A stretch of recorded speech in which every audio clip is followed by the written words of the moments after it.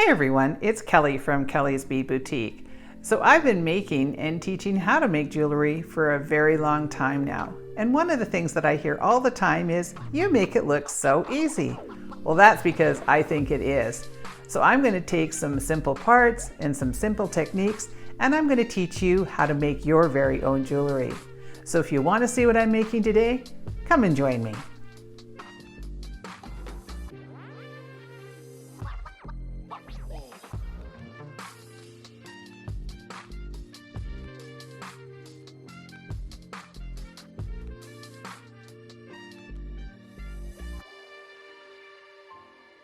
So for today's project, we're going to be using some of our vegan suede. This is a man-made product, so it's vegan friendly if you are somebody that doesn't like to use any of the leather products. And it's a nice sturdy product, and we love to use this one. So we'll be using that. If you do buy a kit, you'll get a long piece, about 20 inches or so. You're going to want to cut that in half. We're also going to be using some Tierra Cast distressed rings. We've got a couple different sizes here. And we're also going to be using some of their little large hole beads. Now you can crimp these closed, but we're not going to bother today. So I've got two different colors of those. And I'm going to be using these small ribbon ends. These are just a 5mm ribbon end. I've got a lobster clasp and a closed ring and some jump rings. And for our tools, we're going to be using just our three basic tools. We've got our bent chain nose pliers, our chain nose pliers, and our cutters. So let's get started. So the reason that this one came about is I am always getting asked for more sort of unisex, gender neutral sort of projects. And so I think this one would work for either sex. So it's just something that's a little bit simple, and I hope that you guys really enjoy this one. So the first thing you're going to do is take your piece of suede, or I call it suede, call it vegan suede, whatever you're going to call it. We're going to cut that in half. And I never have scissors, so I'm going to use my cutters. And I'm just going to cut that in half. And now what I want to do is take my pliers, and I'm going to just sort of squish the ends down a little bit. I'm going to do that on both ends. So just do it on one side, and then I'm going to do it on the other. And don't worry if these don't match up. I never measure anything, so we're going to have plenty of materials. Now the reason that I'm doing that is just to make it a little bit easier to get through these large hole beads. They will go through pretty nicely, but we want to make sure it goes through nice and easily. So I'm going to now pair those up, and I'm going to push that through, and I'm going to pull that up about 4 or so inches. We've given you plenty of our cording here. We want to make sure that our sizing is inclusive, so if you've got a larger wrist or a tiny wrist, you can make this accordingly. So I'm going to pull that up to about the 4-inch mark there. Now I'm going to take the bottom one here. So I'm just going to isolate these, take my bottom one, and I'm going to put that inside there and then just run it through those two links. And we're just going to put those links up. Now what I'm going to do is push them so that they're flat going in between these two pieces of leather. Okay, so I've got both of the pieces of leather coming out, and now I'm going to take them and put them together again and make sure that they're on the right side, so you don't want to have those crossed over. And I'm going to take my antique bronze one and slip that through there.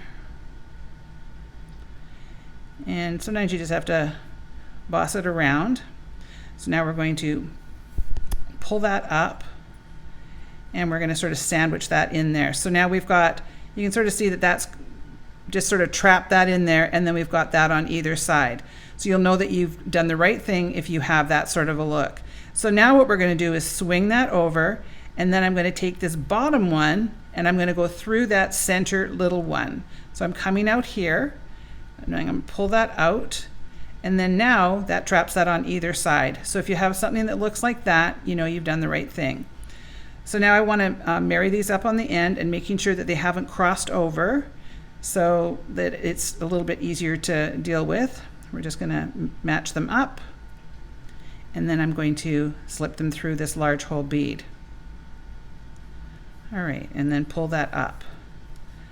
So you'll probably, you can see on this one, I've got way more on one side than on the other. Again, I just want to make sure that you've always got enough to make your project. Now I can see that this has turned around, so I'm just going to bring it down here and just kind of push it back. There we go. And that's what you want to make sure, is that there's nothing, you know, that's twisted around. So now what I want to do is tighten this whole thing up. So I just kind of hold my thumb where I want this to stay, and then I'm going to push this antique bronze bead in there, and then push my internal antique bronze bead over, and now you can see I've created a little bit of space there. Now, if you are worried about this moving around, you could crimp these down, or what I would probably do, because I don't want to change the look of this, is I would pull this back, drop a little bit of glue there, like just a GS Hypo or E6000, and then I would push that on top so that it stays. But I don't find that this moves around a lot, so that's what we're working with so far. So now we're going to get to some sizing. So we're going to need a ruler for that. Now for our clasp, that's going to add about approximately an inch on there. So what I want to do is decide how big I want this. So I want this piece to be about 7 inches. So that means that I'm going to cut this to about 6 inches, because I know that the clasp is going to add approximately 1 inch. So I'm going to take the center piece here, and I'm going to place it at the 3. And then I'm going to go up to the 6, and I'm going to do a very technical marking with my thumbnail, and then I'm going to give that a little trim. And then I'm going to turn that around and do the same thing. So I'll put the middle at the 3, go up to the 6, mark that with my thumbnail, and give it a little trim. So now this is what we've got, our little piece like that. So now I am going to take my ends and I'm going to place them on top of each other. And this is where I want to make sure that they are equal and even on top. I don't want to have something that's a lot shorter. And now I'm going to take my piece of my ribbon clamp sort of end and place that on. And I'm just going to match that up. And I just kind of hold it with my thumbnail and my finger. And then I come in with my chain nose pliers, and then I just kind of squish this down, and I just kind of get it started, making sure it's exactly where I want. Now I never want to squish up here because that'll just destroy it, but these got little tiny teeth in them, so you want to make sure that you give it a good crimp down on either side. If you are worried about it going somewhere, you could put a little dab of glue in there.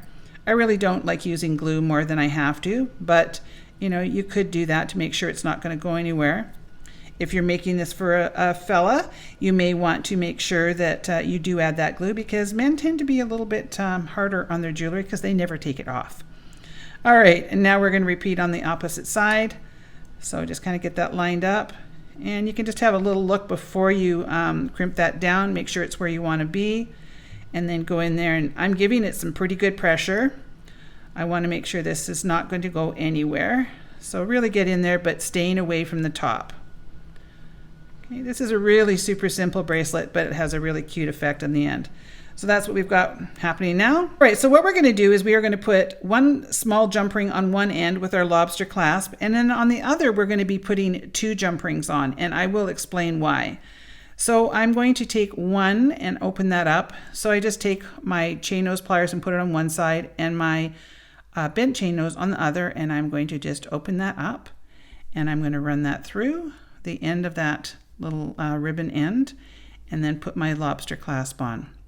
Now I don't use a lot of lobster clasps on bracelets because I find them a little more challenging to do up, but because I was trying to create this in sort of a more of a unisex fashion, I was trying to find a clasp that would work for both. Okay, so now if I was just going to add one jump ring and my closed ring on the other end, this would twist it so that it would be the wrong way. So I need to add 2, and that will make it so that your lobster clasp will go on properly. So I'm going to add 1 jump ring, and I'll show you when I'm done here what happens. I always think you have to sort of look at the mechanics of bracelets when you're putting it together and make sure that you're doing it sort of correctly. If you don't, what happens is this will end up twisting, and then your bracelet will break on you.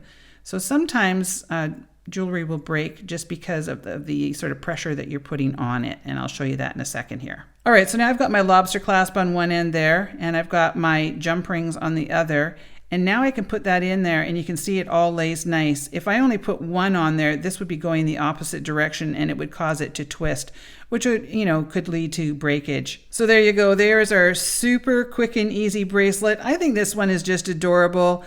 I did show it to my staff, and they said that they thought it would be something that would be great to wear in the summer, sort of a jeans and t-shirt kind of thing, and that they thought that guys would probably wear it too. You could make different colors on here, and again, you could put a little bit of glue if you wanted, or you could crimp those down. When you're making jewelry, it's your piece. You can make it just exactly the way that you want. But I hope you enjoyed this one. It was really fun to put together. I love the end result. I thought it was just a nice, simple little bracelet. As always, this will be available in kit form. To access the kits, you just go down to the description box below the video and you go to www.kelliesbeadboutique.com and just look under the kit section and you will find this in there. So I hope you enjoyed it. If you did, please make sure to give me a like. Leave me a comment, as I love to hear from everybody, and please make sure to subscribe to my channel. I want to thank you so much for watching, and we will see you on the next one.